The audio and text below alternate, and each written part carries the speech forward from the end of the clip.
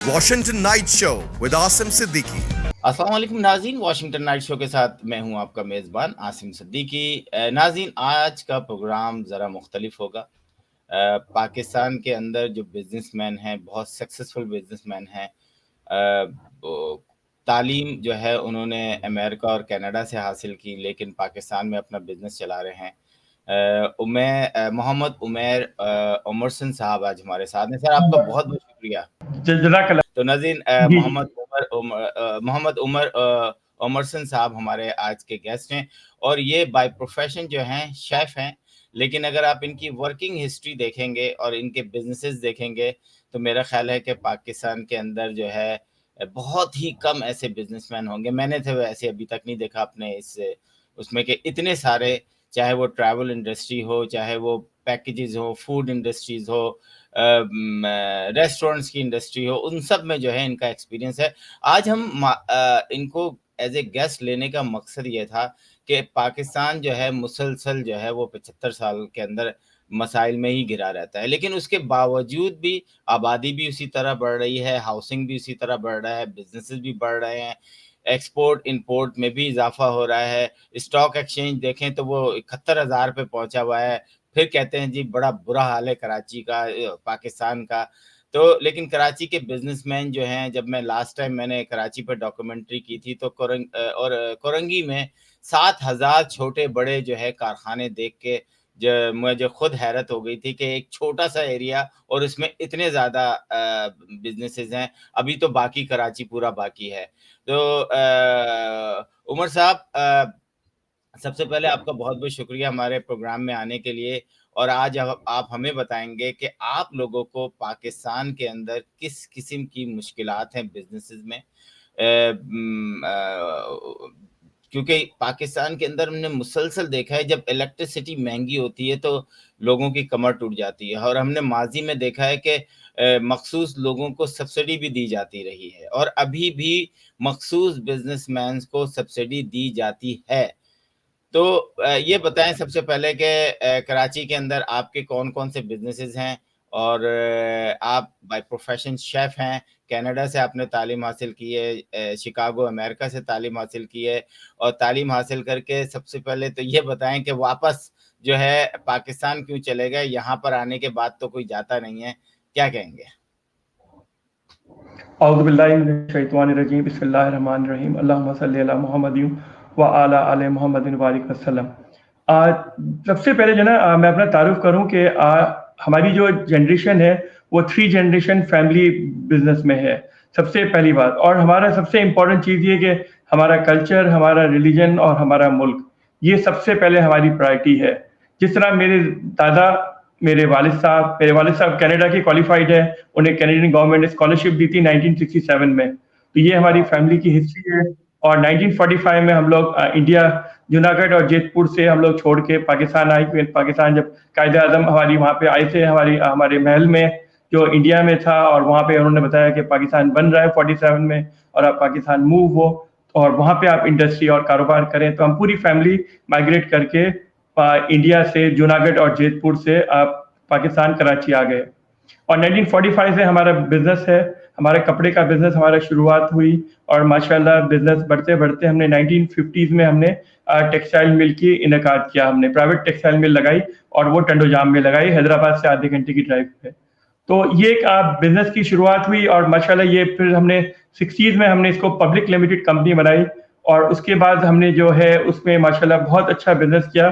फिर एक और पब्लिक लिमिटेड कंपनी बनाई टंडोजा अपने हैदराबाद में, अल जदीद टेक्सटाइल मिल के नाम से। लेकिन 71 में हमारी एक पार्ट जो है वो हमारा जिनिंग फैक्ट्री, वो हमारी नेशनलाइज हो गई थी, जो भुट्टो साहब के टाइम पीरियड में नेशनलाइज हो गई थी। उसके बाद फिर 1971 तक माशाल्लाह बिजनेस बहुत ज़बरदस्त रहा, सफल रहा, सब कुछ रहा।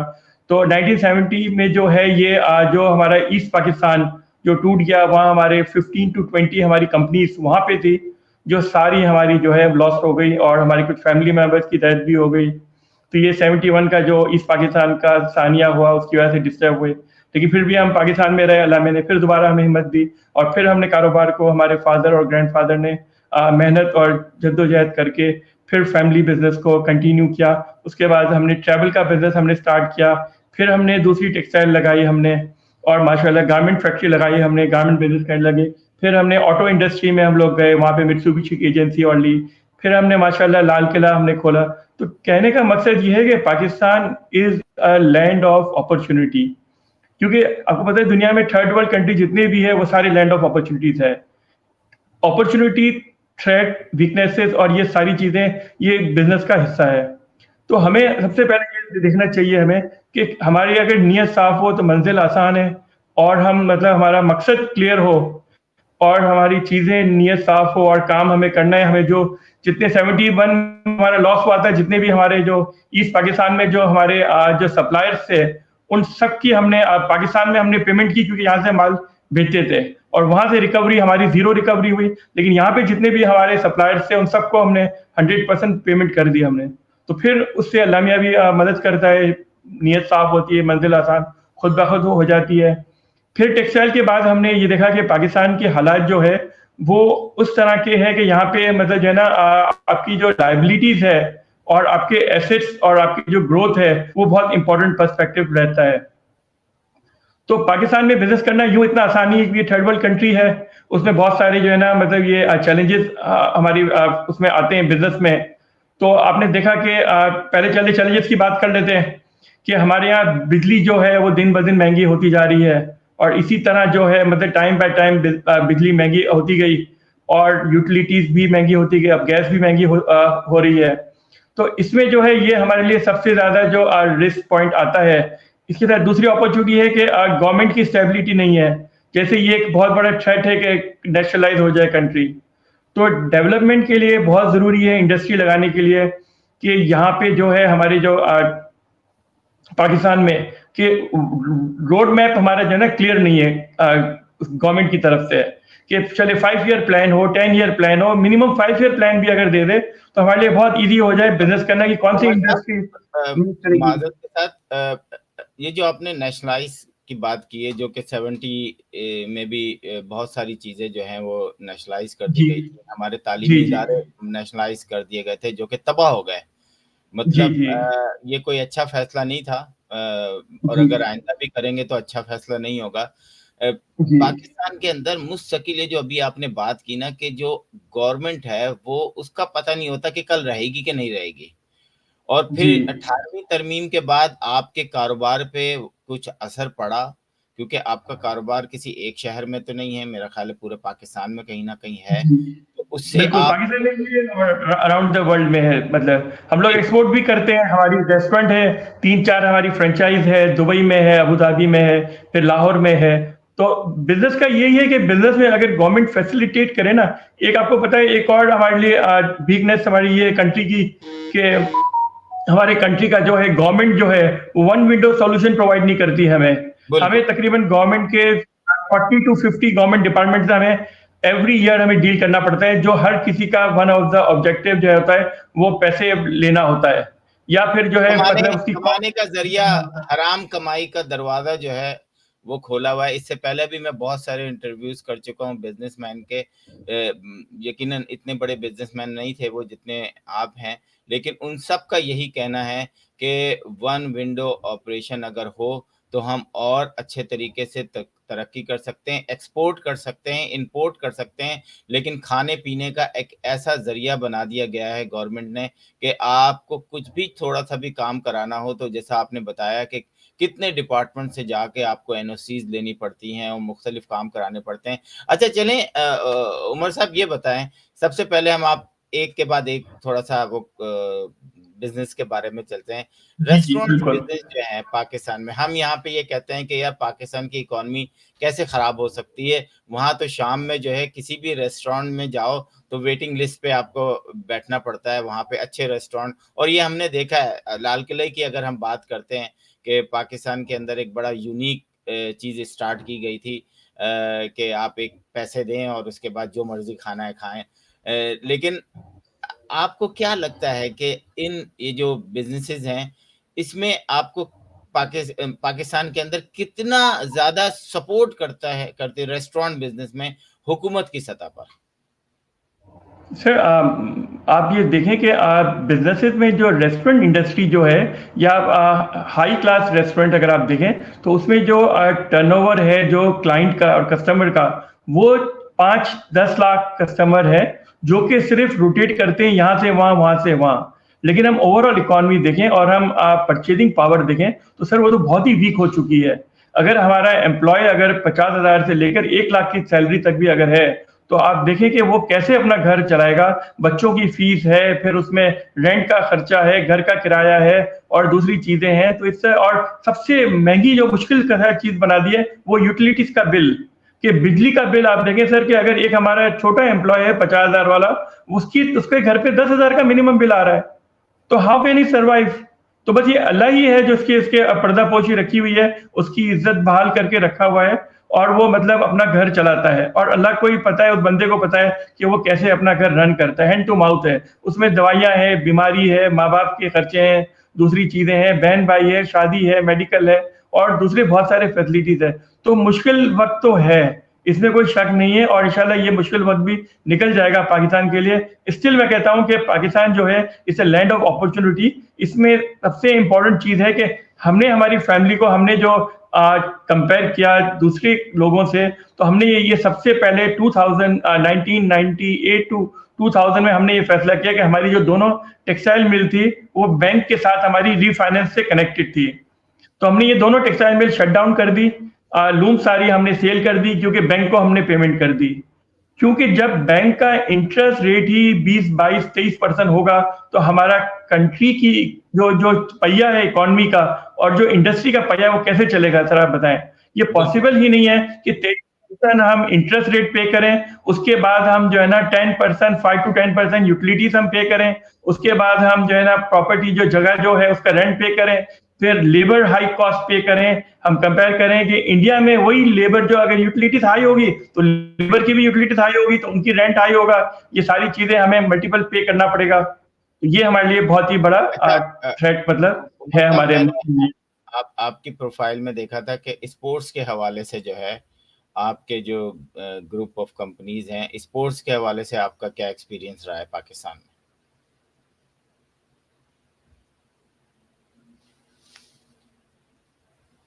जी जी, वो आपका माइक वो हो गया, आप माइक ऑन कर लें, सिर्फ माइक को प्रेस करें, माइक ऑन कर लें। सिर्फ वो लेफ्ट साइड पे आप एक आइकॉन देख रहे होंगे, ये हो गया। जी जी जी जी जी, बताइए कि आपके स्पोर्ट्स में जो है क्या एक्सपीरियंस रहा है? स्पोर्ट में जी सही आप जी जी मैं बोल रहा हूँ कि मेरी जो स्पेशलाइजेशन है वो है ये टूरिज्म में। आपको बताया कि जब मैंने होटल रेस्टोरेंट एंड शेफ इसका मैनेजमेंट का कोर्स किया था तो उसमें हमें टूरिज्म की भी डेवलपमेंट, क्योंकि हॉस्पिटैलिटी इंडस्ट्री एंड जो रेस्टोरेंट इंडस्ट्री है वो टूरिज्म का हिस्सा है, is part of the tourism. क्योंकि टूरिस्ट आएगा तो आपकी इंडस्ट्री होटल इंडस्ट्री रन होगी। तो उस स्पेशलाइजेशन में कुछ चीजें मुझे बहुत ज्यादा मतलब बेहतर कंट्री में और हमारे पाकिस्तान में जो बेनिफिट्स नजर आए वो है कि eco tourism, sports tourism, religious tourism और ये जो है दूसरा हिस्टोरिकल टूरिज्म। ये 4-5 चीजें हमारे लिए बहुत बड़ी इंपॉर्टेंस है और ये बहुत बड़ा रेवेन्यू जनरेट कर सकता है और खास करके ज़र मुबादला पैदा कर सकता है, डॉलर और रेवेन्यू जनरेट कर सकता है। क्योंकि हमारे पास जो है स्पोर्ट्स ये हमारे नॉर्दर्न एरियाज में जो है या हमारे क्रिकेट टीम्स है, अगर लॉ एंड ऑर्डर और हर चीज अच्छी हो, बेहतर हो, हालात अच्छे हो तो ये बहुत ही जबरदस्त हम स्पोर्ट्स टूरिज्म ले सकते हैं। जैसे हमारे कुछ दोस्त है हमारे ट्रैवल एजेंसी के, वो यूरोप से फॉरेनर्स लेके आते हैं K2 हिमालयाज और इन पहाड़ों पे स्कीइंग के लिए। और मालन जब्बा में अभी ये जो है NWFP ये जो Khyber Pakhtunkhwa tourism development corporation है, इन्होंने मालन जब्बा और इसकी डेवलपमेंट की है, इसकी रिजॉर्ट की। तो ये बहुत ही अच्छी अपॉर्चुनिटी है और मैं कहता हूँ कि फॉरेनर्स जिस स्पीड से आते हैं वहाँ पे नॉर्दर्न एरियाज में, इसका कोई नेबुल बदल दुनिया में नहीं है। जो खूबसूरती हमारे यहाँ है वो दुनिया में कहीं नहीं है। मैंने खुद दुनिया में ट्रैवल किया, स्विट्जरलैंड और मैंने जो है ना यूरोपियन ईस्टर्न यूरोप भी साथ उसी हफ्ते में ट्रैवल किया और कंपेयर किया और उसी टाइम पीरियड पे मैंने पाकिस्तान का भी टूर किया क्योंकि स्वात और मालन जब्बा में गया। तो बहुत ज्यादा खूबसूरत हमारा कंट्री है और बहुत अपॉर्चुनिटीज है इसमें, क्योंकि ये इस मतलब ये विन विन सिचुएशन इसमें है टूरिज्म इंडस्ट्री में। कि अगर हम टूरिस्ट को, फॉरेनर्स को लेके आए पाकिस्तान और सिक्योर उसको टूरिज्म कराएं तो बहुत अपॉर्चुनिटी इसमें हो सकती है। इसी तरह रिलीजियस जो है, जैसे ये जो है सिख गुरुद्वारा के जो बहुत सारे रिलीजियस, जी जी ये है, तो उसके लिए है, हिंदू टेम्पल्स है बहुत सारी जगहों पे जहाँ पे वहाँ पे जो है ना मतलब टूरिज्म प्रमोशन हो सकता है। फिर बहुत सारे दूसरे रिलीजियस एरियाज है, मकली है, इस तरह की जगहें हैं जहाँ पे टूरिज्म जो है वो आना चाहती है वर्ल्ड वाइड दुनिया से। इसी तरह हिस्टोरिकल में है, ये अपने मोइनजोदारो है, हड़प्पा है, इस तरह के बहुत सारे हैं। बलूचिस्तान में बहुत सारे फोर्ट है जिसमें जहाँ टूरिज्म बहुत ज्यादा प्रमोट हो सकता है। लेकिन कुछ चंद चीजें, छोटी छोटी चीजें हैं, जैसे लॉ एंड ऑर्डर की चीजें हैं, तो ये भी इस तरह की चीजें हैं। ये अगर हम प्रोवाइड कर सकें और ये पैकेज के साथ डाल सकें तो हम बहुत ज्यादा टूरिज्म को हम प्रमोट कर सकते हैं अपने कंट्री में। ये एक बहुत अच्छी अपॉर्चुनिटी है हमारे लिए, हमें जरूर इसको अवेल करनी चाहिए। अच्छा, आपने अभी बताया कि जैसे टूरिज्म के हवाले से कराची को अगर हम लेते हैं तो 98 किलोमीटर का साहिल है, जो कि कराची से शुरू होकर और इंटीरियर सिंध तक जो है, मतलब सिंध से शुरू पूरा सिंध जो है समझ बलूचिस्तान तक पूरा जाते जी।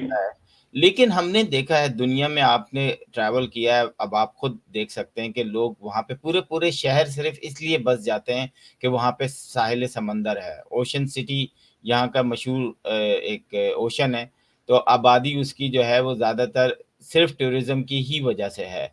लेकिन आप ने कभी हुकूमत से इस तरह की बात की कि जनाब जब आप टूरिज्म बढ़ाएंगे तो ऑटोमेटिकली आपका, और ये वो टूरिज्म होगा जो पाकिस्तान के शहरों से कराची आके समंदर देखेगा। तो हम जब भी जाते हैं हमने देखा प्राइवेट बीचेस तो हैं, अगर आपकी जान पहचान है तो आप उन बीचेस पे जा सकते हैं। एक आपका बनता है सी व्यू, और सी व्यू की हालत आप भी जानते हैं और मैं भी जानता हूँ। और अब तो वहाँ पर जो जिस तरीके से फैमिली वाले वैसे भी नहीं जा सकते, लॉ एंड ऑर्डर की हालात कैसे हैं। तो आपकी कभी हुकूमत से बैठ के बात होती है या वो लोग बात करना पसंद नहीं करते कभी? क्योंकि अगर हम आप पीछे ना जाएं, सिर्फ आगे देखें तो 15 साल से पाकिस्तान पीपल्स पार्टी की हुकूमत है, तो क्या वो विलिंग है कुछ करने के लिए आप लोगों को कि टूरिज्म बढ़ाने के लिए होटल वगैरह बनाएं, ताकि जो लोग आएंगे वो ठहरेंगे कहाँ पर, आप बोर्ड वॉक अच्छी करें जरा, तो क्या कहेंगे इस पे? सर इसमें यही बात है कि अगर गवर्नमेंट अश्योरिटी दे, जैसे अभी लास्ट ये जो अभी जो टेम्पररी जो आई थी हुकूमत जो आई थी, ये अरशद वली मोहम्मद भाई आए थे, मेरे स्कूल के क्लास फेलो मतलब थे, तो बल्कि हैं अभी मतलब स्कूल के क्लास फेलो है मेरे हबीब पब्लिक स्कूल से। तो ये अरशद वली मोहम्मद जब टूरिज्म के मिनिस्टर बने थे, उन्होंने बहुत सारी चीजें, फेरीज और बहुत सारी चीजें लॉन्च करनी थी, लेकिन टाइम बहुत शॉर्ट मिला इनको, तो इसमें ये वो काम मेरे ख्याल नहीं कर सके जो करना चाह रहे थे। तो अगर सही विलिंग हो तो there is a will there is a वे।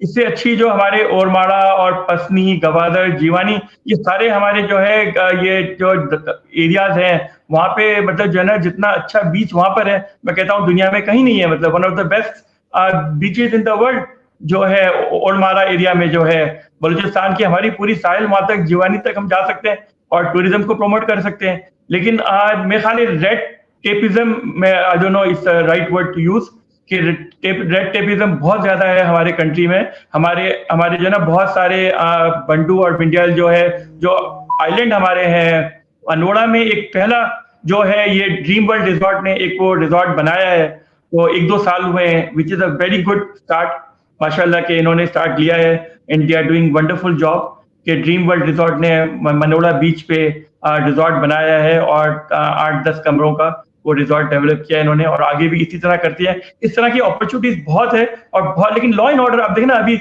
2 दिन पहले ही हमारे लांडी में जो है बॉम्ब ब्लास्ट हुआ और वहां पे जो है ये हमारे जो जापानीज जो थे उनको मतलब अल्लाह मैंने बचा लिया और वो सेफ हो गए, और हमारे 1-2 हमारे सिटीजन शहीद भी हो गए उसमें। और बहुत बड़ा सानिया था क्योंकि ये गारमेंट फैक्ट्री जा रहे थे, वाई के जो जिप मैन्युफैक्चरिंग कंपनी होती है उनकी मतलब ओनर्स वगैरह उसमें जो टीम मेंबर्स थे, और ये बहुत बड़ा सानिया हो गया।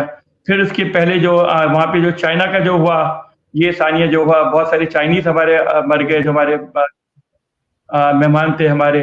तो इस तरह के सानिया हमारे लिए बड़ी दर्दनाक है, बड़ी तकलीफ दे है कि हमारी जो है जो मेहनत सारी होती है। टूरिज्म में पहली चीज ही यही होती है कि लॉ एंड ऑर्डर, सिक्योर, क्योंकि बंदा अपने घर छोड़ के जब सिक्योरली जाता है तो वो इसीलिए जाता है कि वहाँ पे सेफ एंड साउंड हो, मतलब खैरियत से वापस आ सके, ये हर किसी की ख्वाहिश होती है। तो ये प्रॉब्लम्स अगर गवर्नमेंट हमें सिक्योरिटी और अश्योरिटी करे तो व्हाई नॉट, बिल्कुल टूरिज्म डेवलप हो सकता है हमारी कंट्री में। और मुझे याद है कि 80s में जो है, 80s के एंड में मुझे याद है कि जब हमारी टेक्सटाइल मिल थी तो हमारे बायर्स आते थे और हमारे दुनिया भर से बाहर आते थे, अमेरिका, यूरोप, पोलैंड, पहले यूगोस्लाविया होता था, चेकोस्लाविया का होता था, वहां से हमारे फॉरेनर्स बहुत आते थे, रशिया से आते थे। तो वो सारे हमारे जो है ना बीचेस में और वहाँ पे एंजॉय करते थे, और मनोड़ा, केमाड़ी, सब जगह बोटिंग में जाते थे, क्रैब्स की मतलब वो लॉन्चें चलती थी, टूरिज्म आता था, सारी एयरलाइंस आती थी हमारी, पैनएम आती थी, फिर हमारी जो है सिंगापुर, कौन सी एयरलाइन नहीं आती थी हमारे कराची में, लेकिन बस ये पाकिस्तान तो नजर लग गई हमारी। पाकिस्तान की बदकिस्मती ये है कि पाकिस्तान से शुरू करने वाले बहुत सारे बिजनेसमैन दूसरे मुल्क 12 के करीब जो मेरा ख्याल है एयरलाइंस पाकिस्तान ने खुद बनाई हैं। एमिरेट्स जो है वो नंबर 1 एमिरेट्स, सऊदीया, बहुत सारी एयरलाइन है, सिंगापुर है। ये बात आपकी बिल्कुल सही है कि रशियंस से लेके और दूसरे ममालिक के लोग आते थे एज ए टूरिस्ट, और वही कराची का जो सदर है और जैनब मार्केट है, वहां पर जो है वो आप लोग वहां पर देख सकते थे। चले हम बस प्रोग्राम क्लोजिंग की तरफ ले जा रहे हैं। उमर साहब, मुझे ये बताएं कि आप कौन कौन सी चीजें अपने मुल्क से एक्सपोर्ट करते हैं दूसरे ममालिक में? जी, मैं थोड़ा सा मैंने ये बताया आपको कि वीकनेसेस हमारी कंट्री की बता दी। अब हम बहुत पॉजिटिव बात करना चाहता हूं मैं माशाल्लाह, क्योंकि जो हमारी फैमिली अभी भी हम चाहते हैं कि हमारा जीना मरना सब पाकिस्तान में ही है, दुनिया भर में ट्रैवल करते हैं, फिर भी पाकिस्तान से अच्छा दुनिया नहीं है। तो इसकी सबसे बड़ी अपॉर्चुनिटी मैं आपको बताऊंगा, इसकी अपॉर्चुनिटी है पॉपुलेशन। हमारी 30 करोड़ की आबादी है, हमें बहुत छोटा प्रोपोर्शन लेना होता है अपने बिजनेस के लिए, और उसी को हम टारगेट मार्केट करते हैं और उसमें हम सक्सेस हो जाते हैं।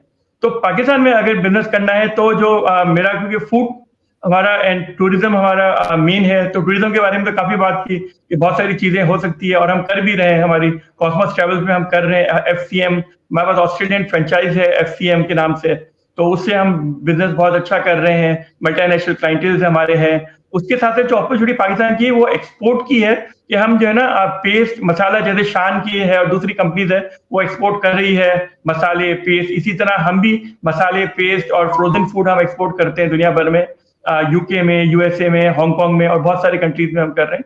उसके साथ साथ प्रोसेस फूड जो है वो एक बहुत बड़ी अपॉर्चुनिटीज है, क्योंकि प्रोसेस फूड में ये है कि हमारा बहुत सारा फूड जो है 50% हमारा जो है वो वेस्ट हो जाता है। आप नॉर्दर्न एरिया की खुबानी, अंजीर और जो है ना अंगूर से लेकर आप आम तक, आप कराची तक और केले तक, केले की फार्मिंग तक आप आ जाएं तो वहां पे अपॉर्चुनिटी ही अपॉर्चुनिटी है, क्योंकि ये सारी चीजें 50% से ज्यादा वेस्ट हो जाती है, क्योंकि हमारे कम्युनिकेशन का निजाम और हमारा इंफ्रास्ट्रक्चर बहुत वीक है, जिसकी वजह से सारी चीजें वेस्ट हो जाती है। तो ये good opportunity, I think it's the best opportunity कि हम उसमें कैन पैकेजिंग, ड्राई चैम्बर और हम रिटॉर्ट और बहुत सारी डिफरेंट प्रिजर्वेटिव और एडिटिव और इस तरह की बहुत सारी चीजें हैं वो हम इसमें करके हम इसको ड्राई फ्रीज, ब्लास्ट फ्रीज और बहुत सारी डिफरेंट, मतलब इसमें फ्रीज होती है, क्रायोजेनिक फ्रीजिंग सिस्टम होता है, उसके थ्रू हम इसको 2-2 साल की शेल्फ लाइफ हम देके इसको हम प्रिजर्व कर सकते हैं और दुनिया भर में हम एक्सपोर्ट कर सकते हैं।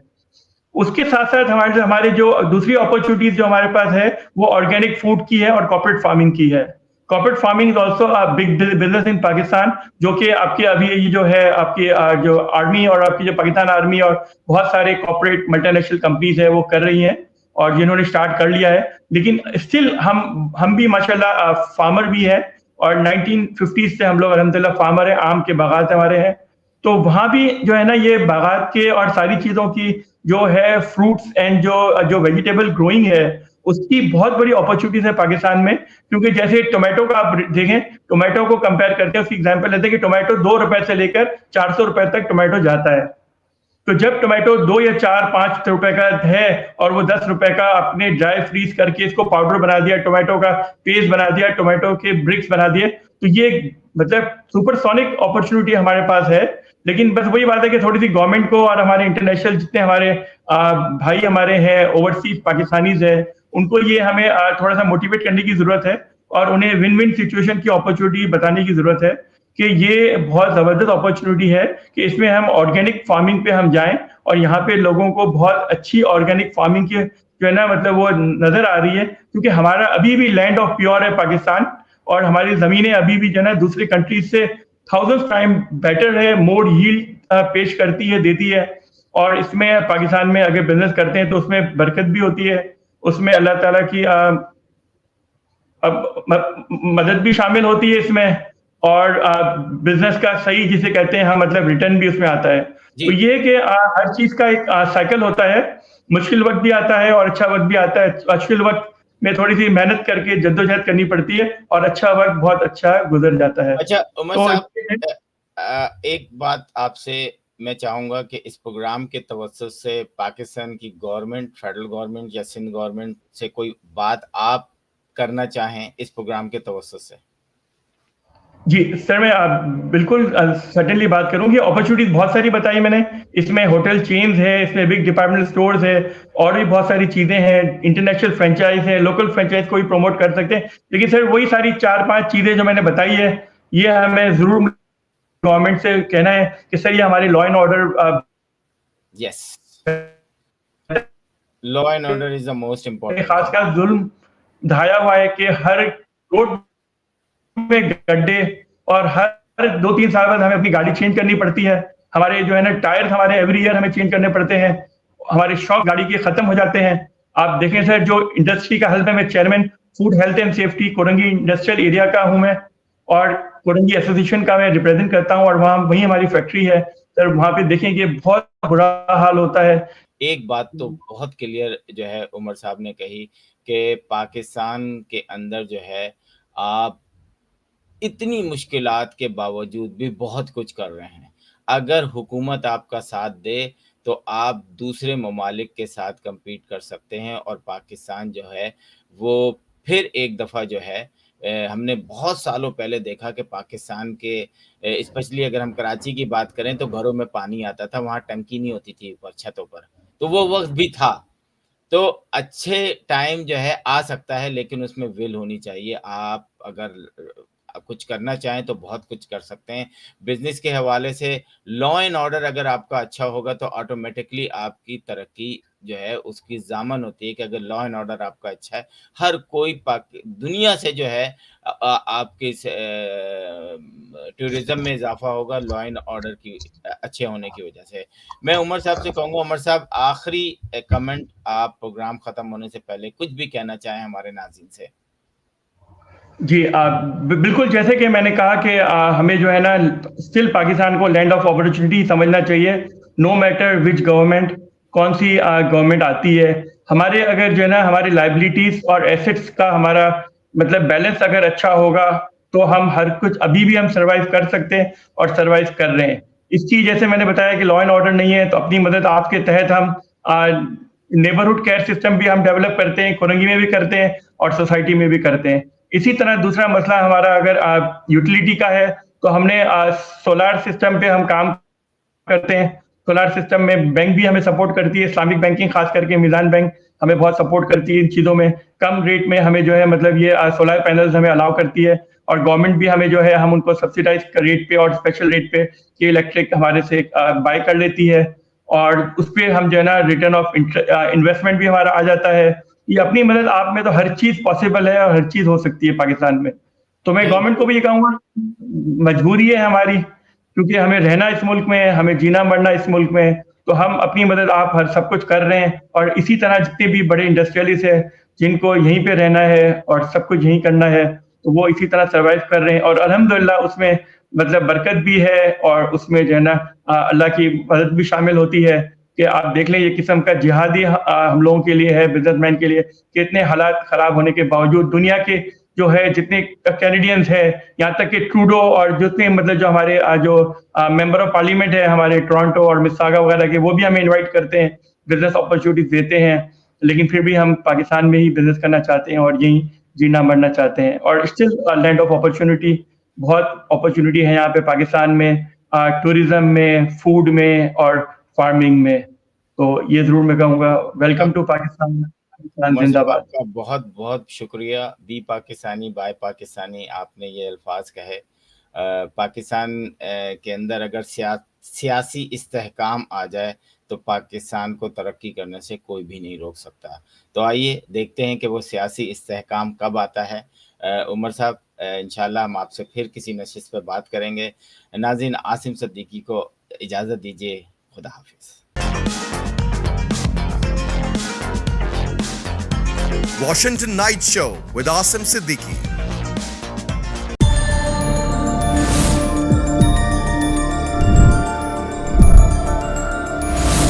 You are watching Capital TV Washington. The best South Asian TV channel in North America.